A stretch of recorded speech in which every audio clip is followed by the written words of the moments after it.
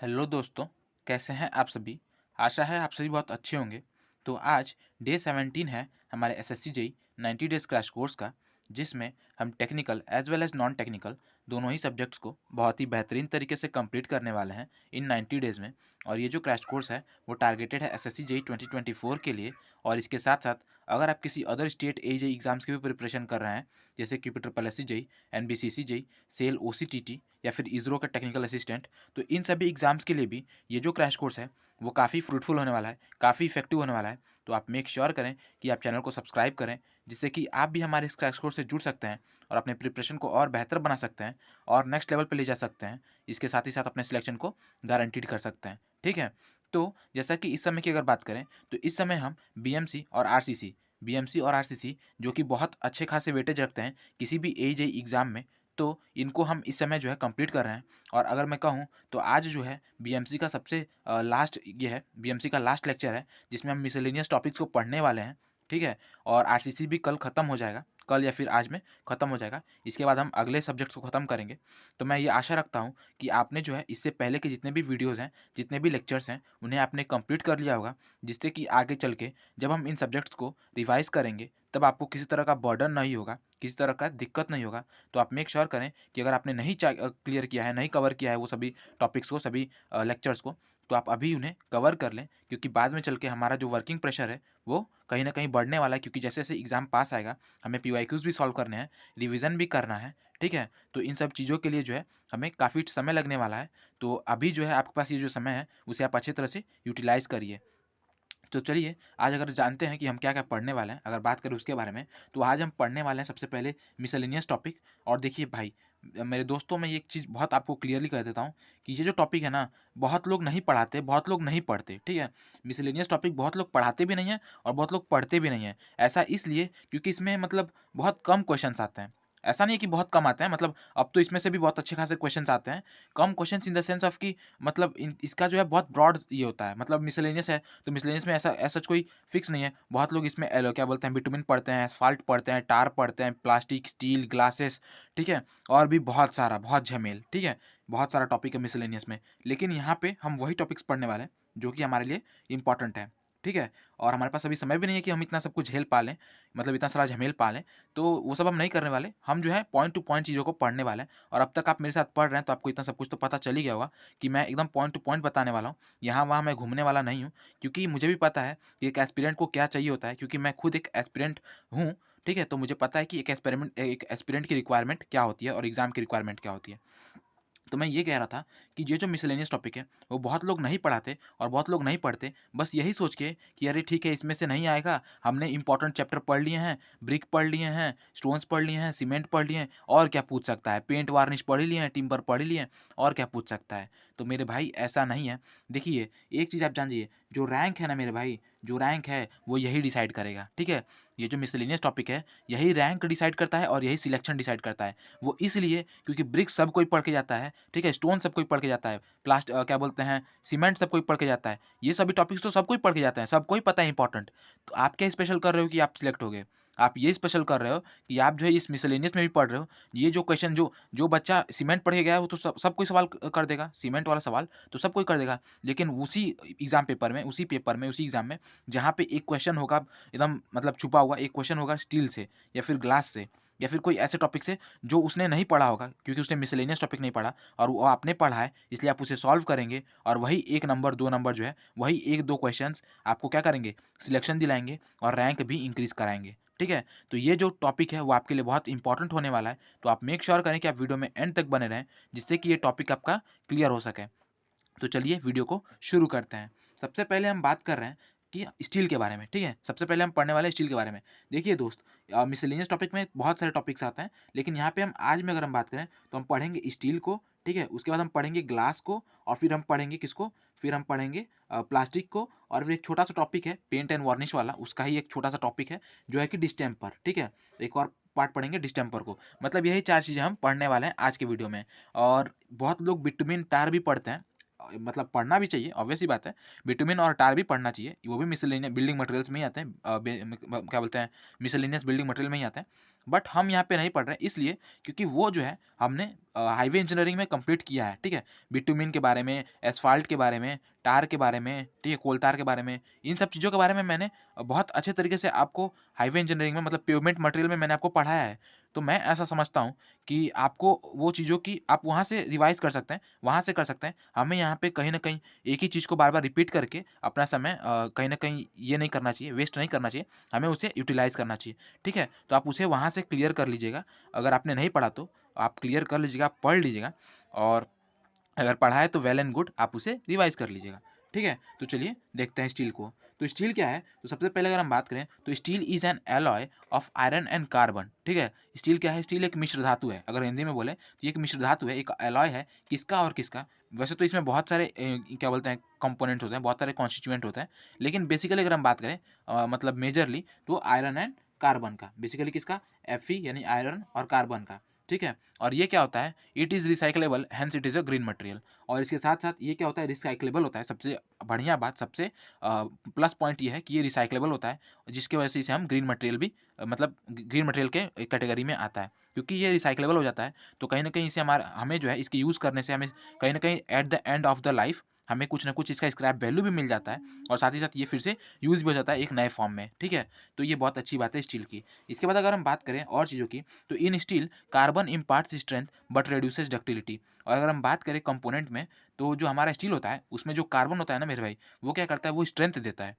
Steel को carbon जो है, अगर आप कार्बन मतलब ये कर रहे हैं मतलब उसमें यूज़ कर रहे हैं, ठीक है? अगर आप कार्बन यूज़ कर रहे हैं तो कार्बन का ये मतलब ये है, क्या बोलते हैं, रोल है कि वो जो है हमारे स्टील को स्ट्रेंथ प्रोवाइड करें, ठीक है? कार्बन हमारे स्टील को स्ट्रेंथ प्रोवाइड करता है, लेकिन हमारी डक्टिलिटी को क्या करता है? घटा देता है। हमारी डक्टिलिटी को घटा देता है और ब्रिटलनेस को बढ़ाता है। तो ये बात हो गई कार्बन के बारे में कि कार्बन का क्या कह सकते हैं क्या प्रॉपर्टी होता है स्टील के अंदर। उसके बाद हम बात करते हैं, there are other elements too in steel in addition to carbon, that is nickel, chromium, tungsten etc. यानी कि स्टील में जो है क्या बोलते हैं ये स्टील में जो है कार्बन के अलावा और भी एलिमेंट्स होते हैं, जैसे कौन कौन? निकल हो गया, क्रोमियम हो गया, टंगस्टन हो गया। तो ये सब भी जो है हमारे स्टील में जो है अवेलेबल होते हैं, लेकिन बहुत कम मात्रा में। अगर हम मेजर फैक्टर की बात करें, मेजर कंपोनेंट की बात करें, तो वो कौन कौन है? वो तो है आयरन और कार्बन, ठीक है? अब हम बात करते हैं टाइप्स ऑफ स्टील की। सबसे पहले मतलब अब हम बात करते हैं टाइप्स ऑफ स्टील की कि हमारे कितने टाइप्स के स्टील होते हैं। तो यहाँ पे मैंने बताया आपको। सबसे पहले हम पढ़ेंगे माइल्ड स्टील के बारे में। माइल्ड स्टील क्या होता है? तो it contains 0.25% of carbon, low strength but high ductility, और डेंसिटी की बात करें तो 7850 यानी कि 7850 kg पर मीटर क्यूब। यानी कि इसमें जो कार्बन कंटेंट होता है ना मेरे भाई, कार्बन कंटेंट आपको एकदम बढ़िया तरीके से याद रखना है, क्योंकि माइल्ड स्टील का जो है कार्बन कंटेंट पूछ लेता है, तो आपको इसे याद रखना है कितना? तो भाई 0.25%। कितना? 0.25%। और इसका जो स्ट्रेंथ होता है वो कम होता है, लेकिन डक्टिलिटी कैसा होता है? हाई होता है। क्यों? क्योंकि कार्बन कंटेंट कम है। कार्बन कंटेंट कम है मतलब कि क्या होगा? डक्टिलिटी मतलब ज़्यादा होगा, ठीक है? डक्टिलिटी ज़्यादा होगा, स्ट्रेंथ कम होगा। कार्बन क्या देता था? स्ट्रेंथ देता था ना, तो स्ट्रेंथ देता था तो वो तो कम है, तो इसलिए स्ट्रेंथ क्या होगा? कम हो गया। और क्योंकि कार्बन कम है और कार्बन अगर ज़्यादा होता तो क्या होता है? ब्रिटलनेस होता। तो अगर कम है तो क्या होगा? डक्टिलिटी होगा, तो हाई डक्टिलिटी, ठीक है? और डेंसिटी की अगर बात करें तो 7850 kg पर मीटर क्यूब। इसके बाद अगला हमारा ये है स्टील है। अगला स्टील है हमारा कौन सा? अगला है स्टेनलेस स्टील। इसका नाम आपने बहुत सुना होगा, हाँ? आपने और अपने डेली लाइफ में भी इसका बहुत सारा यूज़ किया होगा। हमारे ब्लेड्स भी स्टेनलेस स्टील के होते हैं। हमारे जो स्केल्स आते हैं वो आपने देखा होगा, आयरन और स्टील वाला स्केल, वो भी स्टेनलेस होता है। मतलब बहुत सारी चीज़ें जो होती हैं वो स्टेनलेस स्टील की ही बनी होती है। तो ऐसा इसलिए क्योंकि देखिए मैं बताता हूँ ऐसा किस लिए। ऐसा इसलिए क्योंकि जो स्टेनलेस स्टील होता है ना मेरे भाई, ये होता है जंगरोधी। क्या होता है? जंगरोधी। मतलब ये जो होता है कोरोजन रेजिस्टिव होता है, ठीक है? कोरोजन रेजिस्टेंस इसमें बहुत अच्छा होता है। और ऐसा क्यों होता है? तो ऐसा होता है किसकी वजह से? क्रोमियम की वजह से। किसकी वजह से? क्रोमियम की वजह से। अभी हम पढ़ते हैं इसके बारे में, देखिए क्या कि also known as inox steel. जो स्टेनलेस स्टील होता है मेरे भाई, उसे हम आयनॉक्स स्टील भी कहते हैं। बहुत इंपॉर्टेंट पॉइंट है, ऑब्वियसली आप इसे याद रखिएगा। मैं तो आपको कहता हूँ कि आप एक शॉर्ट नोट्स लेके बैठिएगा और इन सभी पॉइंट्स को जो है आप नोट करते चलिएगा, क्योंकि अगर आप इन्हें नोट करते चलेंगे तो कहीं न कहीं ये जो है आपके सबकॉन्शियस माइंड में बैठ जाएगा, और जब आप इसके नोट्स बनाएँगे, पढ़ेंगे, तो जो है आपके परमानेंट माइंड में भी आ जाएगा। तो आप जो है इसे नोट करते चलें, ठीक है? और रह गई बात पीडीएफ और नोट्स की, तो आप मेरे टेलीग्राम चैनल से जॉइन कर सकते हैं, जो जिसका डिस्क्रिप्शन मैंने लिंक में दे रखा है। तो वहाँ से आपको पीडीएफ और नोट्स मिल सकते हैं, और इसके साथ-साथ आप जो है हमारे व्हाट्सएप ग्रुप को भी जॉइन कर सकते हैं, जिससे कि आपका और मेरा जो इंटरेक्शन है वो और बेहतर हो सकता है, ठीक है? तो हमने बात कर रहे थे स्टेनलेस स्टील की, तो इसे हम आइनॉक्स स्टील भी कहते हैं। और अगर हम बात करें इसमें क्या-क्या होता है, तो इट कंटेन्स आयरन, क्रोमियम, निकल with minimum of 10.5% chromium by mass, ठीक है? And maximum of 1.2% of carbon by mass. यानी कि ये जो स्टेनलेस स्टील होता है उसमें आयरन, क्रोमियम और निकल होता है। लेकिन अगर हम बात करें क्रोमियम की, तो इसमें कम से कम जो है, कम से कम 10.5% क्रोमियम तो होना ही चाहिए। इससे ज़्यादा भी हो सकता है, लेकिन कम से कम इससे कम होना चाहिए, इससे कम नहीं हो सकता है। मतलब कम से कम इतना प्रोवाइड करना ही है, मिनिमम, मिनिमम इतना देना ही देना है। तो 10.5% क्रोमियम की बात कर लिए। और अगर बात करें कार्बन की, तो कार्बन का जो मैक्सिमम वैल्यू है वो कितना है? 1.2%, यानी इससे ज़्यादा नहीं देना, 1.2% मैक्सिमम हम दे सकते हैं किसी भी स्टेनलेस स्टील में। तो ये बात कर लिया हमने स्टेनलेस स्टील की। अब हम बात करते हैं वेनेडियम स्टील की। तो वेनेडियम स्टील भी बहुत इंपॉर्टेंट स्टील है, इंपॉर्टेंट टाइप ऑफ स्टील है हमारे इंडस्ट्रीज़ के लिए। क्यों? क्योंकि इनका यूज़ हम कहाँ करते हैं? इनका यूज़ हम करते हैं manufacturing of axles and spring में, ठीक है? अब अगला पॉइंट है, अगला है हमारा रॉट आयन। क्या है? अगला है हमारा रॉट आयन। रॉट आयन क्या होता है? तो ये it contains lowest carbon content, ठीक है? ये मतलब ये अगर कोई आपको क्वेश्चन में पूछेगा कि सबसे कम जो है कार्बन कंटेंट किसमें होता है? तो आपका मतलब आपको नींद से भी कोई उठ के आके पूछे ना कि सबसे कम कार्बन कंटेंट कौन होता है? तो आपके मुँह एक मतलब आपके यहाँ से सिर्फ एक ही आंसर होना चाहिए, कौन-सा? रॉट आयन, ठीक है? सबसे कम कार्बन कंटेंट रॉट आयन में। आप एक तरह से ये भी कह सकते हैं कि प्योर फॉर्म ऑफ आयन होता है। क्या होता है? Pure form of iron wrought iron को हम लोग कहते हैं। और अगर हम बात करें कार्बन कंटेंट की, तो वो बेसिकली 0.10% तक होता है, ठीक है? 0.10% तक अवेलेबल होता है, बहुत कम होता है, ठीक है? सबसे लोएस्ट कार्बन कंटेंट इसका ही होता है, प्योर फॉर्म ऑफ आयन होता है। तो ये बात हो गई, 0.10% बता दिया मैंने। अब हम बात करते हैं मैंगनीज स्टील की। तो जो मैंगनीज स्टील होता है ना मेरे भाई, उसका हम लोग यूज़ करते हैं रेल्स को बनाने के लिए। जो हमारे रेल्स होते हैं, जिन पे हमारी ट्रेनें चलती हैं, ठीक है? लोकोमोटिव हमारा जिस पे चलता है, वो जो है, वो मैंगनीज स्टील से बनती है। मैंगनीज स्टील से क्या? क्यों? क्योंकि जो मैंगनीज होता है ना मेरे भाई, जो मैंगनीज होता है, वो क्या होता है? वो जो है हमारे स्टील में टियर एंड वियर, क्या?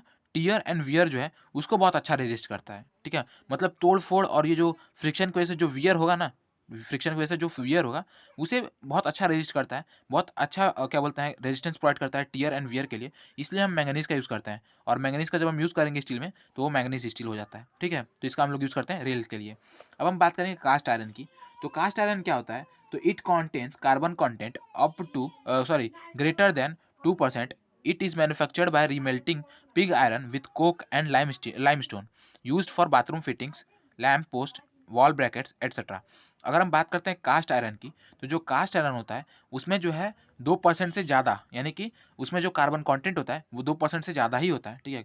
कास्ट आयरन में अगर कोई पूछे ये कार्बन कंटेंट कितना है, तो कितना है? ग्रेटर देन 2%, 2% से ज़्यादा होता है। और इसे बनाने के लिए हम क्या करते हैं? इसे बनाने के लिए हम जो है पिग आयरन को, ठीक है? पिग आयरन को, कोक को, ठीक है? पिग आयरन को कोक के साथ और लाइमस्टोन को, पिग आयरन कोक के साथ और लाइमस्टोन को एक साथ जो है मेल्ट करते हैं, ठीक है? रीमेल्ट करते हैं, हाँ, मेल्ट करते हैं, जिसके थ्रू क्या बनता है हमारा? जिसके थ्रू हमारा कास्ट आयरन बनता है, ठीक है?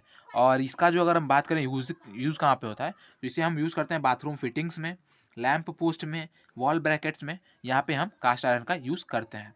इसके बाद अगला है पिग आयरन। पिग आयरन जिसका यूज़ करके हम किसे बना रहे हैं? कास्ट आयरन को बना रहे हैं। तो पिग आयरन में क्या होता है? तो ये जो है क्रूड इम्प्योर आयन होता है। अगर आप बात करें पिग आयरन की, तो ये एक इम्प्योर क्रूड आयन होता है, मतलब एकदम जो क्रूड मतलब होता है कि जो जैसा हमें मिल रहा है, ठीक है? जैसा हमें एकदम धरती से मिल रहा है, वो फॉर्म, जो फॉर्म में हमें धरती से मिल रहा है, जैसे कि पिग आयरन है, तो ऑब्वियस सी बात है हमें कहाँ से मिलेगा? माइनिंग के थ्रू मिलेगा। तो जो आपको माइनिंग के थ्रू जो मिल रहा है ना आयरन, उसे ही पिग आयरन कहते हैं। क्रूड इम्प्योर आयन है, जिसमें जो अगर हम बात करें कार्बन कंटेंट की, तो वो होता है 3 से 4%। कितना होता है? 3 से 4%। और अगर हम बात करें यूज्ड एज़, इसे हम किस लिए यूज़ करते हैं? तो ये एक बेसिक रॉ मटेरियल की तरह यूज़ होता है। जैसा कि मैंने आपको बताया एकदम क्रूड इम्प्योर आयन है, तो ये as a raw material use होता है मैन्युफैक्चरिंग ऑफ कास्ट आयरन, ठीक है? कास्ट आयरन में जैसे अभी मैंने बताया कास्ट आयरन में किसका यूज़ होता है, तो वही बात हमने यहाँ पे पलट दी कि भैया पिग आयरन को हम लोग कास्ट आयरन के मैन्युफैक्चरिंग के लिए यूज़ करते हैं, साथ ही साथ स्टील के भी मैन्युफैक्चरिंग के लिए यूज़ करते हैं, क्योंकि भाई आयरन है तो यूज़ होना ही है स्टील में, क्योंकि स्टील तो है ही है आयरन प्लस कार्बन। क्या है? आयरन प्लस कार्बन ही तो है। इसके बाद है रॉट आयन, ठीक है, इसे हम प्योर कर देंगे तो हमारा रॉट आयन बन जाएगा। फिर it is obtained from calcined ore in a blast furnace. और बात करें अगर इसे हम कैसे बनाते हैं, तो इसे हम बनाते हैं कैल्सिनेशन के थ्रू। मतलब देखिए कैल्सिनेशन के बारे में मैंने आपको बताया था जब हम पढ़ रहे थे, क्या, जब हम पढ़ रहे थे लाइम, ठीक है, लाइम में मैंने बताया था कि हम किसी भी मटेरियल को अगर क्या करते हैं, हीट करते हैं, रेड हॉट हीट करते हैं, क्या, रेड हॉट हीट करते हैं, लाल करने तक गर्म करते हैं, तो उसे हम कैल्सिनेशन कहते हैं। और जब हम हमारा जो आयरन ओर होता है, जब हमारा जो आयरन ओर होता है उसे जब हम रेड हॉट हीट करते हैं, कैल्साइन करते हैं, तब जो है ब्लास्ट फर्नेस स्लैग में, मतलब ब्लास्ट फर्नेस में, मतलब भट्टी में, ठीक है, ब्लास्ट फर्नेस मतलब भट्टी में, जब हम भट्टी में हमारा जो आयरन ओर है उसे जब हम रेड हॉट हीट करेंगे तो उसमें जो भी ऑक्सीजन होता है, ठीक है, उसमें जो भी मतलब ऑक्साइड्स होते हैं, मतलब आयरन का जो ऑक्साइड प्रेजेंट होगा वो ऑक्साइड जो है टूट जाएगा, ठीक है, ऑक्साइड जो है टूट जाएगा और वो क्या बन जाएगा, वो हमारा पिग आयरन बन जाएगा, ठीक है। तो ये बात हो गई पिग आयरन की। और एक बात मैं आपको यहाँ पे ज़रूर बताऊँगा कि जो हमारा कैल्सिनेशन होता है ना मेरे भाई, वो क्या, वो मतलब कैल्सिनेशन आयन में जो आपका ऑक्सीजन की मात्रा होती है, क्योंकि देखिए जो आप ये है क्या बोलते हैं, किसी भी अगर चीज़ का अगर आप उसे गर्म कर रहे हैं तो उसे आप 2 तरह से गर्म कर सकते हैं। पहला ऑक्सीजन के प्रेज़ेंट में और दूसरा ऑक्सीजन के एब्सेंस में। तो यहाँ पे जो है, यहाँ पे ऑक्सीजन प्रेज़ेंट होता है लेकिन एक लिमिटेड वैल्यू में, ठीक है? एक लिमिटेड वैल्यू में हम जो है इसे कैल्सिनेट करते हैं, एक लिमिटेड वैल्यू ऑफ ऑक्सीजन के प्रेजेंस में। तो उसके बाद हम बात करेंगे मैन्युफैक्चरिंग की, कि मैन्युफैक्चरिंग कैसे होता है स्टील का। तो मैन्युफैक्चरिंग जो होता है वो 6 तरीके से हो सकता है। Bessemer process, open heart process, crucible steel process, duplex process, cementation process और इलेक्ट्रिक प्रोसेस। इन प्रोसेस को जानना हमारे लिए बहुत ज़रूरी नहीं है, हमने नाम जान लिया, ठीक है, जो हमारे लिए इंपॉर्टेंट था मैंने यहाँ पे आपको बता दिया। तो ऐसा उसके लिए बहुत कोई ये नहीं है, कोई इशू नहीं है, कोई बहुत ज़रूरी नहीं है। इसके बाद हम पढ़ते हैं सम फिजिकल प्रॉपर्टीज़ को, कि क्या कुछ फिजिकल प्रॉपर्टीज़ हैं हमारे स्टील की जिन्हें हमें पता होना चाहिए। तो वो है उसका इलास्टिक मॉडुलस कितना होता है, 2 × 10⁵ न्यूटन पर mm स्क्वायर, 2 × 10⁵ न्यूटन पर mm स्क्वायर। इसके बाद अगर बात करें किसकी, तो इसके बाद हम बात करते हैं अगर शियर मॉडुलस की, या फिर आप कह सकते हैं रिजिडिटी मॉडुलस की, तो वो कितना होता है, तो वो होता है 0.769 × 10⁵ न्यूटन पर mm स्क्वायर। इसके बाद अगर हम बात करें हमारे डेंसिटी की, तो वो कितना होता है 7850 kg पर मीटर क्यूब। पॉइजन रेशियो की बात करें तो कितना होता है 0.3।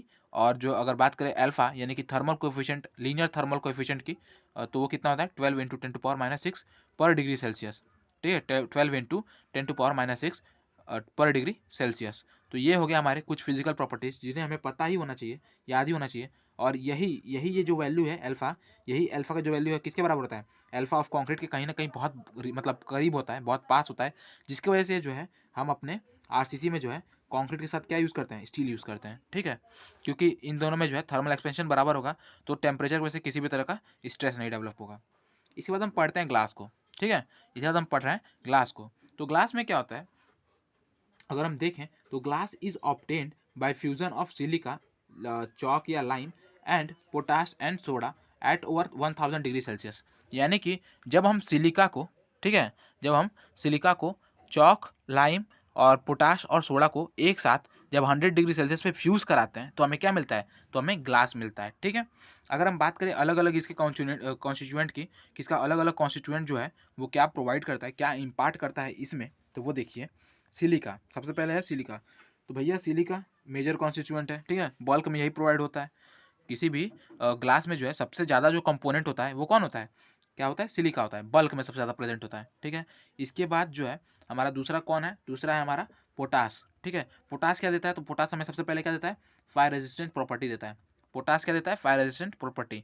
बात करते हैं सोडा की, तो सोडा क्या करता है, ये हमारे फ्यूजन ऑफ ग्लास को जो है एक्सेलरेट करता है, यानी जो हमारा फ्यूजन है, जो भी हमारा प्रोसेस है फ्यूजन का, उसे एक्सेलरेट करता है, ठीक है, एज अ कैटालिस्ट का वर्क करता है, ठीक है, यहाँ पे एज अ कैटालिस्ट वर्क कर रहा है ये, क्यों, है ना।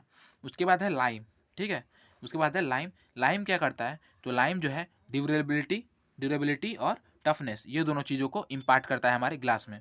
यानी कि अगर हम लाइम को यूज़ नहीं करेंगे तो हमारा जो ग्लास है वो क्या होगा, टफ नहीं होगा, ड्यूरेबल नहीं होगा। तो लाइम क्या करता है, ड्यूरेबिलिटी और टफनेस को इम्पार्ट करता है हमारे ग्लास में। इसके बाद अगला है कलिट।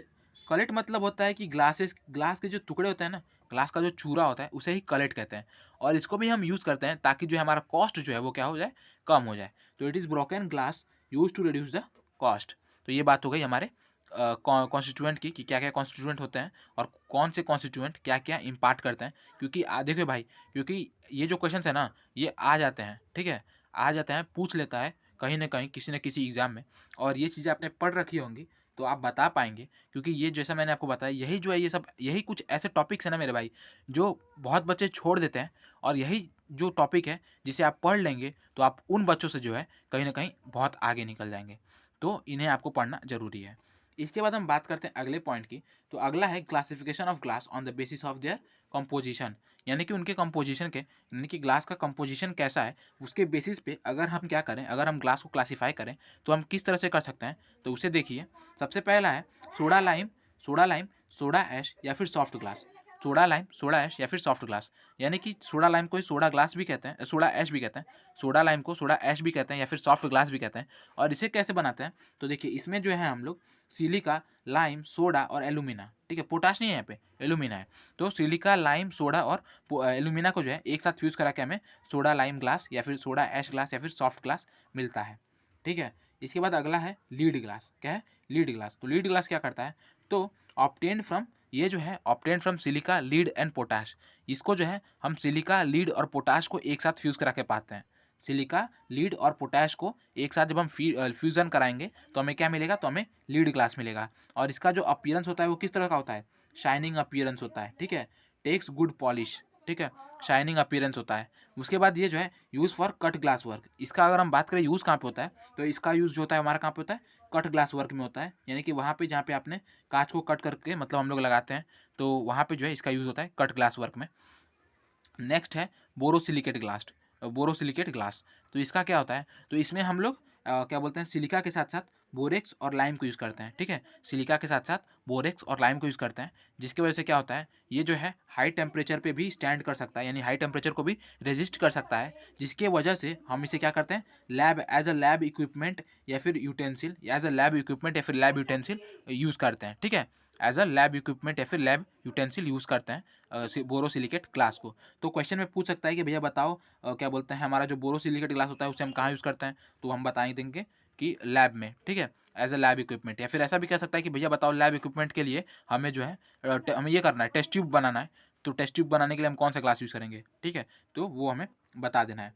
उसके बाद अगर हम बात करते हैं special commercial form of glasses की, कि कुछ ऐसे कमर्शियल फॉर्म ग्लास का, कुछ ऐसे स्पेशल कमर्शियल फॉर्म ग्लासेस के जिनको हम यूज़ करते हैं, तो वो है सबसे पहला शीट ग्लास। सबसे पहला है क्या, शीट ग्लास। तो it is made by blowing, available in 2 to 6 mm thickness and it is use for door, window panel etcetera. तो मेरे भाई शीट ग्लास जो होता है उसे हम यूज़ करते हैं अपने घरों में as a door, as a window panel, ठीक है, मतलब दरवाजों और खिड़कियों में हम शीट ग्लास को यूज़ करते हैं। और इसका जो थिकनेस होता है वो 2 to 6 mm तक वेरी करता है, और इसे हम ब्लोइंग के थ्रू जो है बनाते हैं, ठीक। तो ये बात हो गई शीट ग्लास की। इसके बाद हम बात कर रहे हैं किसकी, इसके बाद हम बात कर रहे हैं बुलेट प्रूफ ग्लास की। बहुत नाम सुना होगा मेरे भाई बुलेट प्रूफ ग्लास की। तो आज हम लोग जान लेते हैं कि भैया बनता कैसे है बुलेट प्रूफ ग्लास। तो ये जो है made up of several alternate layer of plate glass and vinyl resin plastic. यानी कि ये क्या करता है, ये जो है हमारे क्या बोलते हैं, प्लेट ग्लास जो होता है, हमारा जो प्लेट ग्लास होता है, प्लेट ग्लास और जो है विनाइल रेजिन प्लास्टिक, ठीक है, प्लेट ग्लास और विनाइल रेजिन प्लास्टिक को हम अल्टरनेटली एक दूसरे के ऊपर अल्टरनेटली, मतलब कि एक लेयर जो है हमारा प्लेट ग्लास है, उसके ऊपर हमारा कैसा है, उसके ऊपर हमारा विनाइल रेजिन प्लास्टिक है, फिर हमारा क्या बोलते हैं प्लेट ग्लास है, प्लेट ग्लास है, फिर हमारा विनाइल रेजिन प्लास्टिक है। तो इस तरह से करके अल्टरनेटली जो है हम इसे मतलब कई लेयर्स में जो है बनाते हैं, तो हमारा जो है क्या बनता है, बुलेट प्रूफ ग्लास बनता है, जो कि बहुत अच्छा खासा स्ट्रेंथ रखता है, एक बुलेट को रोकने तक का स्ट्रेंथ रखता है। तो ये बात हो गई बुलेट प्रूफ ग्लास की। आप जान के कैसे बनता है, तो भैया अल्टरनेट लेयर होता है किसका किसका, तो प्लेट ग्लास का और विनाइल रेजिन प्लास्टिक का। अब हम पढ़ते हैं अगले ग्लास की। तो अगला ग्लास है हमारा फ्लोट ग्लास। क्या है, फ्लोट ग्लास, और इसे हम यूज़ करते हैं अपने कमर्शियल या फिर रेसिडेंशियल बिल्डिंग में, ठीक है, एज अ जनरल यूसेज के लिए। उसके बाद अगला है अल्ट्रा वायलेट रे ग्लास। तो मेरे भाई अल्ट्रा वायलेट रे ग्लास क्या होता है, तो ये जो है जितने भी अल्ट्रा वायलेट रेज आ रही हैं, ठीक है, उन सभी को क्या करता है, इन सभी को ट्रांसमिट कर देता है, ठीक है, इन सभी को ट्रांसमिट करता है, बजाय इसको ध्यान देते हुए कि वो जो रेज आ रही हैं वो कितने एंगल पे आ रही हैं, ठीक है। तो उसका ये जो उसका मैटर नहीं करता कि कितने एंगल पे आ रही है, जो है उसे ट्रांसमिट कर देता है, ठीक है। All ultraviolet rays are transmitted. देखिए it transmits all the ultraviolet rays, ultraviolet ray incident on glass, ठीक है, जितने भी अल्ट्रा वायलेट रेज आएंगे हमारे ग्लास पे उसे वो ट्रांसमिट कर देता है। और इस पे ये नहीं मैटर है, जैसे बहुत ऐसा होता है ना कि आपने पढ़ा होगा 10th में या फिर 12th में कि ग्लास में मतलब ऐसे आता है और फिर ऐसे रिफ्लेक्ट हो जाता है, ठीक है, मतलब इंसिडेंट एंगल के अकॉर्डिंगली, तो वो उसमें यहाँ पे मैटर नहीं करता, इस ग्लास के लिए ये चीज़ मैटर नहीं करता, ठीक है। अब हम बात करते हैं अगले पॉइंट के लिए, अगला टॉपिक प्लास्टिक, ठीक है। अगला टॉपिक प्लास्टिक। अभी तक हमने क्या क्या पढ़ लिया, अभी तक हमने पढ़ा क्या क्या, तो अभी तक हमने पढ़ा स्टील और फिर हमने पढ़ा ग्लास। तो आई होप कि आपको यहाँ तक सभी चीज़ें समझ में आ गई होंगी। अगर कोई भी डाउट है तो आप मेक श्योर करें कि आप कमेंट करें, जिससे कि मैं अगले लेक्चर में उसे क्लियर आउट कर सकूँ। तो हम पढ़ते हैं प्लास्टिक के बारे में। तो मेरे भाई प्लास्टिक क्या होता है, तो ये एक सिंथेटिक मटेरियल होता है। क्या होता है? सिंथेटिक मटेरियल होता है, जो कि बना होता है किससे, जो कि बना होता है एक पॉलीमर से, किससे, जो कि बना होता है ऑर्गेनिक पॉलीमर, जैसे कि पॉलीथीन, ठीक है, पीवीसी, नाइलन एटसेट्रा। तो इन सब से जो है, इन सब पॉलीमर से मिलकर जो है बना होता है एक सिंथेटिक मटेरियल, जिसे हम प्लास्टिक कहते हैं। और ये कैसा होता है, ये एक नॉन बायोडिग्रेडेबल मटेरियल है। कैसा है? नॉन बायोडिग्रेडेबल मटेरियल है, यानी कि कभी सड़ता गलता नहीं है, ठीक है। ड्यूरेबिलिटी अच्छी होती है। और क्या बोलते हैं, अगर हम बात करें वेट टू स्ट्रेंथ रेशियो की, यानी कि कितने वेट में कितना स्ट्रेंथ हमें मिल जा रहा है, तो बहुत कम वेट में हमें बहुत अच्छा खासा स्ट्रेंथ मिल जाता है। तो ये भी है बहुत बढ़िया बात, और काफ़ी आसान होता है इसे यहाँ से वहाँ ट्रांसपोर्ट करना। तो ये सब जो है इसके मेरिट है, लेकिन डिमेरिट भी ये है कि नॉन बायोडिग्रेडेबल है, सड़ता गलता नहीं है एक बार बन गया तो ये सारी चीज़ें हैं जो प्लास्टिक के बारे में जाननी थी। अब अगर हम बात करें क्लासिफिकेशन की, कि इसका हम क्लासीफाई कैसे करते हैं, तो इसे हम 3 तरह से क्लासीफाई कर सकते हैं, 3 बेसिस पे। पहला है बेस्ड ऑन फिजिकल और मैकेनिकल प्रॉपर्टी, ठीक है, बेस्ड ऑन स्ट्रक्चर, और तीसरा है based on behaviour with respect to heating. यानी कि अगर हम बात करें फिजिकल और मैकेनिकल प्रॉपर्टी को ध्यान में रखते हुए कि हम कितने टाइप के ग्लास सीमेंट्स को सीमेंट कह रहे हैं, कितने टाइप के प्लास्टिक्स को बना सकते हैं, मतलब क्लासीफाई कर सकते हैं, तो वह है 4। पहला रिजिड, दूसरा सेमी रिजिड, तीसरा सॉफ्ट और चौथा इलास्टोमर्स। अगर हम बात करें स्ट्रक्चर के अकॉर्डिंगली, तो 2 तरह का, एक है होमोजेनस प्लास्टिक और एक है नॉन होमोजेनस प्लास्टिक या फिर हेट्रोजेनस, ठीक है, हेट्रोजेनस प्लास्टिक। और अगर हम बात करें तीसरे क्या बोलते हैं बेसिस की, तो तीसरा आधार क्या है, तीसरा आधार है behaviour with respect to heating, यानी कि गर्म करने पे वो कैसा बिहेव करता है, उसका व्यवहार कैसा होता है, उसके आधार पर अगर बात करें तो 2 तरह का, पहला कौन सा, थर्मोप्लास्टिक और दूसरा थर्मोसेटिंग प्लास्टिक। और ये जो टॉपिक है ना, ये दोनों बहुत इंपॉर्टेंट है, पूछा जाता है, तो इसे आप याद रखें। इन्हें जानने की बहुत एज सच कोई आवश्यकता नहीं है, मतलब नहीं भी जानेंगे तो चल जाएगा, लेकिन मतलब जानते हैं हम लोग, क्यों नहीं जानते, लेकिन समय नहीं है हमारे पास, तो जितना पॉइंट है उतना हमने कवर कर लिया। अगर हमारे पास समय होता तो हम इसे भी जानते। और अगर मैं बात करूँ मतलब एज सच आपको समझाना चाहूँ, तो होमोजेनस आप नाम से पता चल रहा है कि इसका स्ट्रक्चर जो है, इसका जो ये है स्ट्रक्चर जो है वो होमोजेनस होने वाला है। इसमें जो भी मतलब आपको ये मिलेगा, जो भी प्रॉपर्टी मिलेगा, वो सभी एक समान मिलेंगे हर जगह पर। नॉन होमोजेनस की बात करें तो यहाँ पे कहीं मतलब इसका जो प्रॉपर्टी है वो अलग अलग जगह पे चेंज करेगा, ठीक है। इसी तरह से रिजिड और सेमी रिजिड को भी आप जान सकते हैं कि रिजिड कैसा होता है, सेमी रिजिड कैसा होता है, सॉफ्ट प्लास्टिक किसे कहते हैं, इलास्टोमर्स कहते हैं किसे कहते हैं, नाम से ही पता चल रहा है। तो अब हम बात करते हैं अपने इंपॉर्टेंट टॉपिक की, जो कि है थर्मोप्लास्टिक। तो मेरे भाई थर्मोप्लास्टिक क्या होता है, अगर इसकी बात करें तो देखिए, थर्मोप्लास्टिक वो प्लास्टिक होते हैं जिन्हें हम क्या कर सकते हैं, जिन्हें हम रिमोल्ड कर सकते हैं, ठीक है। यानी कि जैसे कि मतलब अगर हमें क्या है, हमने प्लास्टिक है, ठीक है, लिया है, और इसे हम चाहिए कि इसे हम फिर से मतलब इसके शेप एंड साइज़ को फिर से हम चेंज कर सकें, तो ये जो थर्मोप्लास्टिक होते हैं ना, उन्हें हम गर्म करके आराम से उनके शेप एंड साइज़ को चेंज कर सकते हैं। तो ये हो गए थर्मोप्लास्टिक, जैसे जैसे पीवीसी हो गया, पॉलीस्टीरीन हो गया, पॉलीएमाइड हो गया, तो ये लोग जो है थर्मोप्लास्टिक है। इन्हें हम आराम से इनके शेप को जो है गर्म करके चेंजेस कर सकते हैं, एक से अधिक बार में। लेकिन जो हमारा थर्मोसेटिंग प्लास्टिक होता है ना मेरे भाई, लेकिन जो हमारा थर्मोसेटिंग प्लास्टिक होता है, वो क्या होता है, वो जो है मतलब एक बार अगर सेट हो गया ना, एक बार अगर किसी शेप एंड साइज में चला गया ना, तो फिर आप उसको गर्म करके जो है चेंज नहीं कर सकते। यानी कि रिमोल्डेबल नहीं होता है, हाँ, रिमोल्डेबल नहीं होता है। The plastic which can not be remouldable, remoulded, ठीक है, इसे फिर से रिमोल्ड नहीं कर सकते। बात करें एग्जाम्पल की, तो है बेकलाइट, नाइलॉन, सिलिकॉन, इपॉक्सीज। तो ये कुछ है एग्जाम्पल है थर्मोसेटिंग प्लास्टिक की, जिनको जो है हम लोग मतलब रिमोल्ड नहीं कर सकते। इसके बाद है अगला पॉइंट, हमारा अगला टॉपिक क्या है, डिस्टेम्पर। इसे तो मुझे पेंट एंड वार्निश में ही बता देना चाहिए था, बट भूल गया, तो कोई बात नहीं, हम लोग अब पढ़ लेते हैं। तो डिस्टेम्पर क्या होता है, तो ये एक मिक्सचर होता है चॉक एंड वाटर का, ठीक है, चॉक एंड वाटर का एक मिक्सचर होता है, जिसके बारे में आपने भी पढ़ा होगा, जाना होगा, कि मतलब इसके बारे में सुना होगा। और ये चीज़ क्या होता है, इसे हम यूज़ करते हैं बेसिकली अपने इंटीरियर वॉल्स के लिए, ठीक है, इंटीरियर वॉल्स के लिए। एक्सटीरियर वॉल्स के लिए इसे हम यूज़ नहीं करते, क्योंकि ये ऐसा उतना ड्यूरेबल नहीं होता है एक्सटीरियर वॉल्स के लिए, क्योंकि एक्सटीरियर वॉल्स पे क्या होती हैं, वेदर कंडीशंस अप्लाई होती हैं, वेदर कंडीशंस में वो सब्जेक्टेड होता है, तो उस पर वेदर कंडीशंस मतलब ये होती हैं, वेदर कंडीशंस के इफेक्ट आते हैं, जिसकी वजह से जो है हमारा डिस्टेम्पर बहुत जल्दी ख़राब हो जाता है। और डिस्टेम्पर है भी तो क्या है मेरे भाई, चॉक और वाटर का मिक्सचर ही तो है, ठीक है। तो ये जो है इंटीरियर वॉल्स के लिए होता है, और इसे हम बेसिकली बताऊँ, इसका जो मेजर ऑब्जेक्टिव जो होता है, इसका जो मेजर ऑब्जेक्टिव होता है वो क्या होता है, तो वो यही होता है कि ये क्या कर सके, ये जो है हमारे प्लास्टर्ड सरफेस जो है हमारा जो इंटीरियर प्लास्टर सरफेस है, ठीक है, जो अंदर का प्लास्टर्ड सरफेस है उसे एक स्मूथ सरफेस प्रोवाइड कर दे, ठीक है, उसे एक स्मूथ सरफेस प्रोवाइड कर दे, एक पेंट हो जाए जिसके थ्रू जो है क्या है हमारा जो सरफेस है वो और सुंदर लगने लगे, थोड़ा स्मूथ हो जाए। तो इन सभी ऑब्जेक्टिव्स के लिए हम क्या करते हैं, डिस्टेंपर को यूज़ करते हैं, ठीक है। तो बेसिकली इसमें जो क्वेश्चन आता है वो क्या आता है, तो डिस्टेंपर क्या होता है, तो इसका mixture of chalk and water, और इसे हम कहाँ यूज़ करते हैं, तो इसे हम इंटीरियर वॉल्स पे यूज़ करते हैं। It can not B use on exterior walls, ठीक है। तो ये सारी बात हो गई डिस्टेंपर के बारे में। डिस्टेंपर में इतना ही जानना था, बहुत बड़ी बात नहीं है। तो आज हमने क्या क्या पढ़ लिया, आज मैंने आपको जो जो चीज़ें बताई थी वो पढ़ लिए। आज हमने बीएमसी को समझिए कंप्लीट कर दिया, और भी कुछ ऐसी इंपॉर्टेंट टॉपिक्स हैं जो हमें आगे मिलेंगी जब हम क्वेश्चंस को सॉल्व करेंगे, तो कहीं ना कहीं हमें कुछ ना कुछ चीज़ें और ऐड ऑन करनी पड़ेंगी, तो उन्हें हम कर लेंगे, कोई बात नहीं, क्योंकि आपको भी पता है और मुझे भी पता है बीएमसी या फिर सिविल इंजीनियरिंग का कोई भी ऐसा सब्जेक्ट, कोई भी ऐसा टॉपिक ऐसा नहीं है जिसे आप एकदम पूरी तरह से ख़त्म कर सकते हैं, क्योंकि इंजीनियरिंग बहुत ब्रॉड है, रोज़ इसमें बहुत सारी चीज़ें जुड़ती है, बहुत सारी चीज़ें हटती हैं। तो अभी जितने के लिए हम जितना मतलब हमें चाहिए था कि अपने एग्ज़ाम के पॉइंट ऑफ व्यू से कि हमें कितना जानना चाहिए जिससे कि हम मतलब अपने सिलेक्शन को गारंटीड कर सकें, तो वो इतना ही चीज़ें थी, ठीक है।